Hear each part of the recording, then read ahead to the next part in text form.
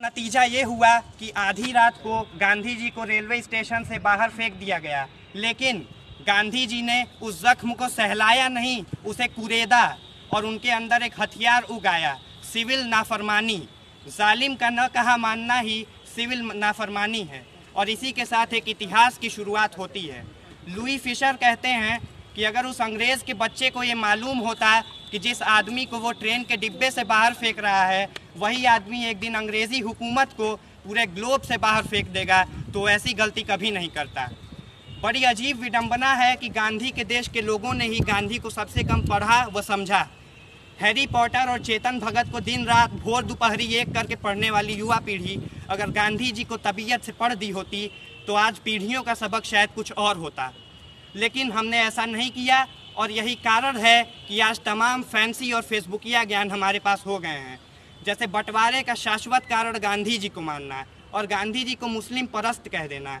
तो मैं ये कह देना चाहता हूँ कि गांधी से बड़ा कोई हिंदू नहीं था, लेकिन गांधी के हे राम से बाकी कौमें डरती नहीं थीं, क्योंकि गांधी भारत में धर्मनिरपेक्षता के प्रतीक थे। आज के समय में अहिंसा को कायरता और कमज़ोरी का प्रतीक समझा जाता है, लेकिन लोग ये भूल जाते हैं कि विश्व की सबसे बड़ी सेना से आप हथियार से लड़ाई नहीं कर सकते। उसके लिए आपको एक ऐसा हथियार चुनना होगा जिसका मुकाबला वो न कर सकें, और वो हथियार है अहिंसा। गांधी जी का कहना था कि आँख के बदले आँख फोड़ने से तो पूरी दुनिया ही अंधी हो जाएगी। उनका ये भी मानना था कि ऐसी पढ़ाई जो आपके हुनर को बढ़ावा न दे वो बदतमीज़ी की पढ़ाई है। गांधी जी और तमाम नेताओं और सेनानियों के बलिदानों, आंदोलनों और जेल यात्राओं के फलस्वरूप 15 अगस्त सन 1947 को हमें आज़ादी मिली और हम देशवासी गांधी जी को इतना चाहते थे कि अगले ही वर्ष उन्हें 3 गोलियां मारकर उनकी यही समाधि बना दी।